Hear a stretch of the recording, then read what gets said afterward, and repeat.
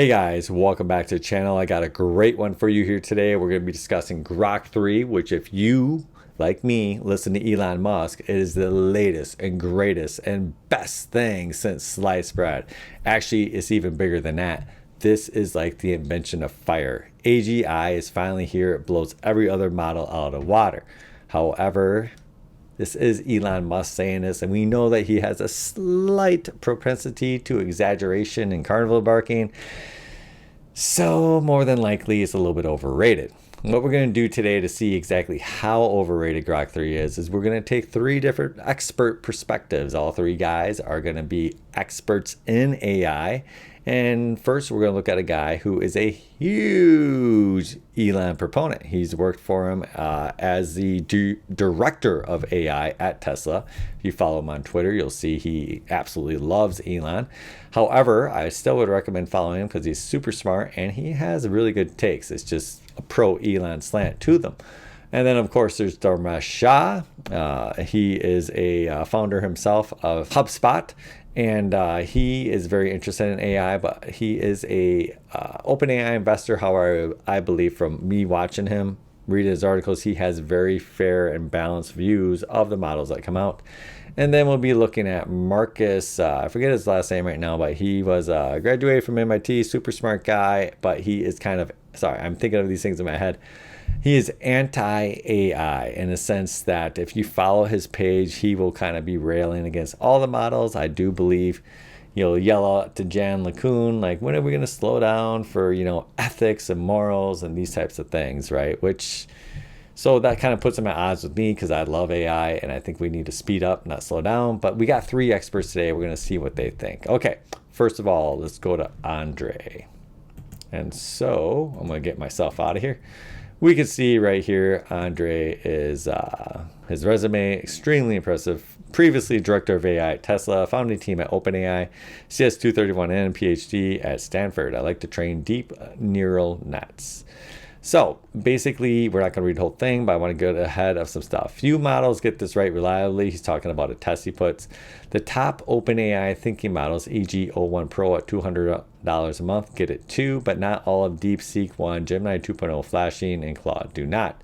So he's talking about his first test. He puts it through some tests, and he's like, hey, Grok 3 does this. OpenAI's model can do it also, but he's saying these other models can't, okay? I think that's very interesting as his first example. He gives something like that and says, well, it's on par with OpenAI. And then he also, down here, he has something that's interesting where he mentions that Grok likes to hallucinate quite a bit. I did some sharp edges here, so it failed this test. A check mark means it's good, X means it's a failure. E.g., the model doesn't seem to like to reference X as a source by default. And this is something I've heard from people repeatedly, that it does not define its sources very well at all. And it hallucinates all the time. It just makes up sources. Though you can explicitly ask it to. A few times I caught it hallucinating URLs that don't exist. A few times it said factual things that I think are incorrect and then provide a citation for it. It probably doesn't exist. E.g., it told me that Kim Jong-soo is still dating Kim Min-sul of Singles Inferno Season 4, which surely is totally off, right? And when I asked it to create a report on the major LLM labs and their total amount of funding and estimate of employee count, it listed 12 major labs, but not itself, XAI. Okay, so the impression I get of deep search is that it's approximately around perplexity deep research offerings, which is great, but not yet at the level of OpenAI's recently released deep research, okay? So this is just his opinion, right? These are, you have benchmarks, but benchmarks really don't ever tell the full story. It's just kind of like, you have to get in there and you have to use it. Let's go ahead and get to the summary. As far as a quick vibe check over 2 hours this morning, Grok 3 plus thinking feels somewhere around the state-of-the-art territory of OpenAI's strongest model and slightly better than DeepSeek 1, R1, and Gemini 2.0 Flash thinking, which is quite incredible considering the team started from scratch 1 year ago. Just like DeepSeek did with a lot less resources. This time scale of state-of-the-art territory is unprecedented. No, it's not. Do this, keep in mind the caveats. The models are sarcastic and may give slightly different answers each time, and it's very early, okay? So what we're hearing from him, this is as pro-Musk as you can get. This guy loves Elon Musk, and he should. Elon Musk probably made him rich, right? And he was the director of AI at Tesla, right? And he's even saying, because he is a nerd and it's hard for these nerds to just outright lie. He's even saying, yeah, this isn't exactly what Elon said. He's not saying those words, but this is what he's saying, right? Because Elon said this is groundbreaking. This is the singularity. He didn't say that, but that's basically what he's indicating. This is the AGI singularity moment is so far ahead. Well, it's not. Is basically on level with OpenAI's models, according to Andre, and just slightly ahead of DeepSeek R1, which, DeepSeek R1, the big thing about it was the cost that it trained on, right? So here we have Dharmesh's post. This is a very good post. I like it. Been following the announcement of Grok 3, the new AI model from XAI, Elon's company. All the indications that they built a really good LLM that benchmarks well. Remember, benchmarks don't really tell everything, but they kind of give a good gist of where it is.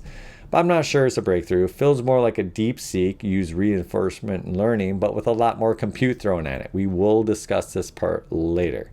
Looking forward to playing with it when it actually launches with an API such. They're saying this in weeks. This is also important. So understand that everyone I'm talking about today is a developer, and they're going to mention this API thing. Even Andre did in his. Basically, Elon launched without an API, and an API is how you really test these out. Okay, that's what developers use to go in. We sink our teeth into a system with APIs. We don't go through, these prompt systems, UIs that are made for just common users on apps, websites, etc., right? And so without an API, people really can't get in there and use it like they should. Was that designed by fault? I doubt it. My guess is that Elon let's just go ahead and read the rest of Dharmesh's post. Two things I'm wondering. Why would they announce a new model today instead of waiting until the product and API were ready for people to start using? Two, why would Elon make a hostile bid to acquire OpenAI for $94 billion, given he knew about the upcoming Grok 3? I guess it's possible that those two things are related somehow, but not sure how. Disclosure, I'm a small investor and a big fan of OpenAI. And then he just puts this here. This is just one test result, but this is kind of how they all are so far with Grok 3, is that when it is ahead on something, it's just marginally ahead. Like 20 points is not a big deal. You can see that we have 20-point jumps kind of all the time. And that means that whatever's coming out from Google, et cetera, OpenAI is going to go ahead and it's going to leapfrog this.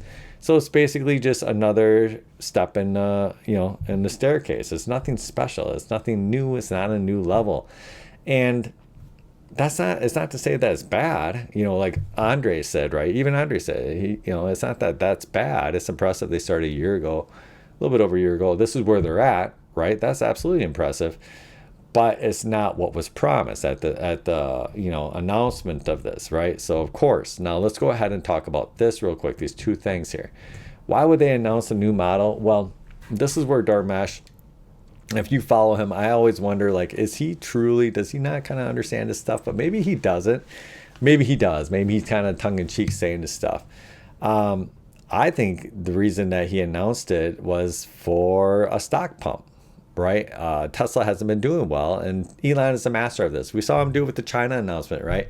Oh, autonomous vehicles in China. And look, he still doesn't have he still hasn't cleared the regulation hurdles in China for autonomous FSD on his Teslas, right? A year later, or not a year, I think it's like 10 or 9 months later, right? It's been a long time since he announced that. But what happened to stock when he announced that? Boom, it pumped up. So Elon's a master of killing my put options. So I'll go ahead, I'll buy calls, it'll make me money, and then I'm like seeing it go down, I'll buy puts, try to profit off that. It'll start dropping, but Elon's the master saying, oh wait, it's dropping too much, so let me come in and make a pump. And boom, he does it, man. And you know what? More props to him. I wish Sundar could do that. I really do. I own so many shares of Google. I've done so well on them, but Sundar, just come on, man. You got to get with the program. You got to get a carnival, hat on. Just start barking at people, okay? Because we just need to pump the stock. This is the new era, right? It doesn't matter about, returns and things like that. It just matters about making promises and never delivering, okay? So anyways, that's why I think Elon announced it. I really do. I think that probably his engineers would have been like, hey, what we do is we wait for the AI to be available, or the APIs. And he was like, nope. stock's been tumbling. Let's go ahead and pump it. And it did. Raised 5% today. Why would Elon make a hostile bid to acquire OpenAI for $94 billion, given he knew about the upcoming Grok 3? Well, there's a couple reasons for this. You could say that he knows that his Grok 3 is not as good as he announced it was, which is probably one of the cases. But, what I also think it is that, as we covered on this channel, is that Elon absolutely hates Sam Altman. This is just simply a fact. Donald Trump has said it.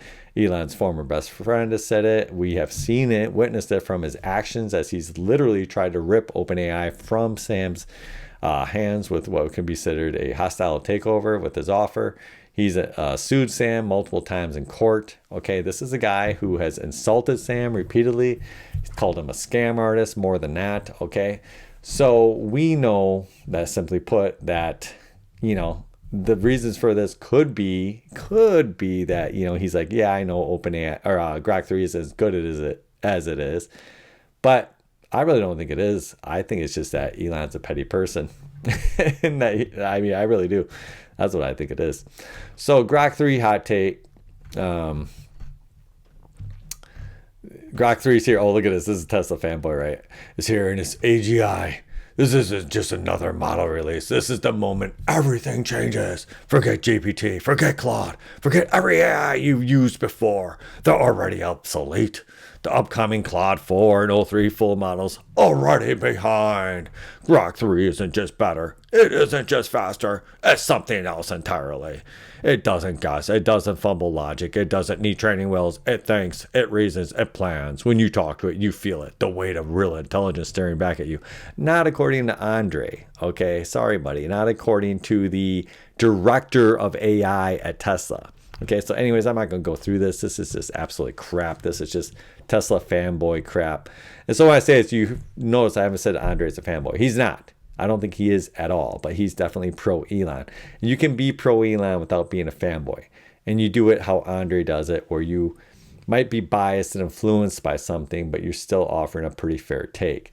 Okay, so that's why I included him in here. Spoiler alert, it wasn't. Musk and 3 people from his company just demoed Grok 3 tonight live, and to anybody who has watched these systems lately, the demo just looked like a formulaic carbon copy of many other demos, sometimes slightly better than before results on benchmarks, where, again, it was just marginally better on things. A lot more training. Apparently 15x the compute used for Grok 2. We will talk about this. Demos of automatic coding of a variation of Tetris that didn't quite seem to work, and a new product called, rather derivatively, Deep Search, which sounds just like deep research.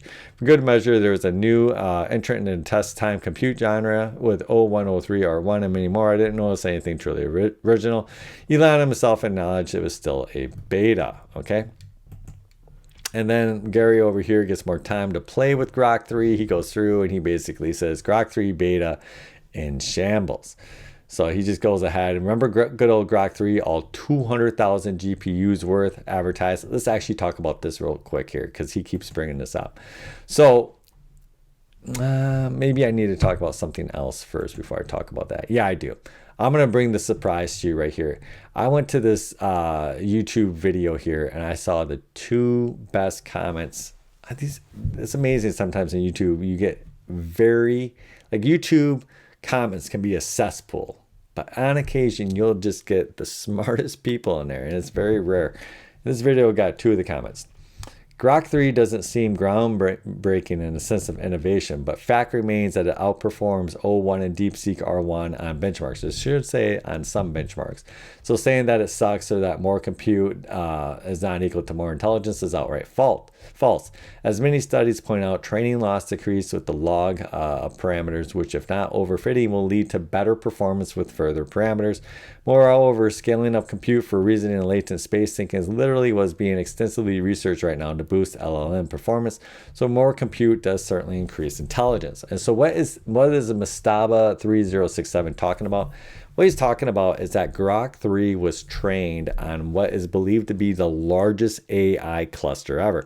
So remember that when DeepSeek released their model, their whole thing was they trained on less resources. I believe it was in the tens of millions of dollars for compute time that they ran it. Grok 3 is on the opposite of all that. Okay, it ran on 200,000 GPUs. Okay, the cost of training this was ginormous, larger than any cost of training any model so far. And some people are saying that the result of this, that the brute force method, that what DeepSeek did was amazing because it was algorithmically better. What they did was a new methodology introduced to reduce resources and increase the power of the AI. That's absolutely great. But what Grok did, that's this guy's pointing out, is he's showing there isn't diminishing returns, which is what people were really worried about. Okay, so I hope that makes sense. In the last year, there's been this thought, this whispering that, hey, you know what? Maybe Nvidia isn't a good company because AIs, there's a diminishing returns on investment, right? We're not going to be able to train them. It doesn't matter if we have 100,000 or 200,000 or 400,000. It ends up being, at some point we're getting nil from those extra 100,000 GPUs, right? And DeepSeek helped to kind of reinforce that a little bit. People are like, oh, we're not going to need. And it's like, no, that's not true. That's not how it works at all. And so that's what Mastaba here is telling us, right? And so with Grok 3, this is actually good news for those of us who are NVIDIA holders. And I mean, to me, it was kind of obvious anyways, right? When you have more compute, it's always better to throw more computer stuff. Very rarely does it not solve anything. I mean, like your personal desktop GPU, there are obviously tasks. It doesn't matter. But in something like this, that's compute heavy, always throwing more power is going to help. And so it's just kind of showing that Grok 3 went out and said, hey, we don't have the best methodology, but we have more compute than anybody. We're just going to power through it. And they were able to achieve outstanding benchmarks by just doing that. So that right there is something that's interesting. But the response to this is also tremendous. It's a great response. Grok 3 is an impressive model, no doubt. It has shown strong benchmark performances and pushes the boundaries of what's possible with large-scale compute, but calling it the world's smartest AI is pure marketing fluff. This is Elon Musk. Of course, he's going to have tons of marketing fluff. Outperforming O1 and DeepSeek R1 is a good achievement, but not exactly a game changer, especially when the real leaders, Google, Meta, Anthropic, OpenAI, release their next models, and Grok 3 won't even be in the picture. That's right. It's just another step, and they're just going to get leapfrogged, and then, maybe it becomes into steps. Maybe it commonly starts making steps where it beats the guys, it gets beat, then it beats, and that's fine too. I mean, what OpenAI or what DeepSeek did that made this all so interesting to me, as I said on his channel, is they're commoditizing AI. This is going to be commoditized, which is why Google and Meta are going to win. Okay, you heard it here first, because they make money other ways. Excuse me. At its core, Grok 3 is essentially DeepSeek with reinforcement learning, but dialed up an absurd amount of compute. It reportedly used 100,000 NVIDIA H1 GPUs with plans to scale up to 200,000. This is actually incorrect, okay? Because in the demonstration, this is what they thought it was going to use, but Elon actually said it did use 200,000, relying on brute force scaling rather than architectural breakthroughs. This is what I just mentioned to you. More compute certainly improves performance, but intelligence isn't just about throwing more GPUs at the problems. If it were, we have AGI by now. This is absolutely correct too. So I want to make a contrast to what I said earlier. What I was saying earlier wasn't that we're going to achieve AGI by throwing more compute at it. That I don't believe, okay? But it doesn't mean that the LLMs won't get better. They will still continue to get better at things. AGI is going to be a new type of model, okay? It's not going to be based on the models that we have right now, at least from what I believe, okay? I think it's going to come from something like just a completely different kind of model. That's just my take on that. And he's saying that right here, that certainly that architectural breakthrough, it could be the structure of the programming language. Maybe we need a new programming language, even something like that. Or it could be that we need quantum. If consciousness is truly, as Roger Penrose thinks, if it's quantum mechanical, then it could be that to achieve consciousness, we're going to need quantum computers. Is a possibility. You can say you can simulate quantum computers, but as we have discussed in this channel, there's a certain scale with certain problems where that becomes pretty much impossible. So DeepSeek, on the other hand, achieved similar results with a fraction of compute by leveraging model distillation distillation, reinforcement learning, and mixture of experts, MOE, to optimize efficiency. These techniques reduce both training and test time compute, making it far more practical to deploy. Grok 3, in contrast, demands massive test time compute, making it more costly and inefficient to run at scale. This is true, but it did show that there aren't that you still get returns, that the returns don't diminish to zero. And for all that power, Grok 3 still hallucinates massively, which means even with its raw strength, it has some fundamental AI limitations. More compute does not equal more intelligence. I would agree with this. Okay, so I mean, if you're looking at it from an AGI standpoint, I absolutely agree with this. Grok 3 is a technical feat, but at its best is expensive, inefficient, and overhyped LLM that still struggles with basic reasoning. This is fair too. This is a fair assessment. That said, it's exciting to see Grok evolve, and I'd like to see it truly kill it in the coming days, hoping for some real innovation ahead. I absolutely agree with this. So I actually was pretty excited with Grok 3 when I saw, the benchmarks come out. It's like, hey, if we can get somebody else to keep pushing this forward. But the simple fact is that true AGI is going to require a new model to come out, a new type of model, completely. Just in my humble opinion, I'm not an expert, okay? So now when we go about this, we hear about this talking, and we can see the plant right here, the Colossus. Total GPUs, 200,000. This is from Tesla and repurpose Electrolux. Do you remember Electrolux? They used to make vacuums. Factory in Memphis. xAI trained Grok 3 on a supercomputer dubbed Colossus, which the company says includes 200,000 NVIDIA H100 GPUs. Elon Musk, a senior xAI employee, described Grok 3 as the smartest AI on Earth, and in a recent live stream, citing each GPU's capacity of up to 4 petaflops, 4 quadrillion floating point operations per second, and high-speed interconnects across the cluster. Now, I've discussed on this channel the interconnects across these clusters of NVIDIA. If you're using all their hardware, they can carry more bandwidth than the entire internet transfers. Okay, that's, man, I tell you. So this is good news for all of us NVIDIA fans. When you read this, you should be happy because it means that xAI, Meta, Google, they're all going to be buying more compute, because until they figure out a way to create this new model, this new architecture, be it architecture, be it algorithmically, and be it a new programming language, whatever it takes, until they figure that out, they're going to keep buying NVIDIA chips and just, well, actually Google, they train theirs on their own, but a lot of these other guys will keep buying chips and just trying to power through it. So that's good for us. The company also claims daily improvements to Grok 3 and is already planning further upgrades and intends to adopt NVIDIA's forthcoming H200 GPUs, projected to ship with 141 gigabytes of HBM3E memory, and eventually transition to Blackwell GB200 chips, which could deliver 20 petaflops each. xAI says it built Colossus in significantly less time than most data center projects, requiring transforming an abandoned site to major AI development facility. So this is one of these things where Elon comes in and is supposed to take, someone would say, like, I'm just making numbers up, hey, this should take 18 months, and Elon's just like, do it faster. And then so they do it faster, and then they brag about how fast they did it. And then you don't really know if what they did is good or not. Maybe there's issues that are going to start happening, like what happened with Twitter. You hear about the story when he moved the servers. He actually literally did it himself, and they suffered a lot of outages and had all these issues that happened. But you know what? He did kind of move on himself, and actually is sort of impressive in a way. And when I say himself, I don't mean like literally one person, but I guess he was part of the team that went to Sacramento, got the servers, and moved them up. Like, he was there on site, which is pretty interesting. Okay, guys, so that's basically what we got here. Elon Musk, he went ahead, he released an AI a little bit early, it sounds like, even from his own engineers. Sounds like it's a little early. Did it leave it up to the hype? Of course not. This is Elon Musk. Nothing lives up to the hype. But is it just a total piece of trash? Well, it's not. It appears to be pretty darn good. However, it's not going to leave anything behind. It just appears to be another stepping stone, right? And all the stepping stones and the staircase of AI. And so that's not a bad thing, but it's not exactly a great thing, especially since AI is going to be commoditized.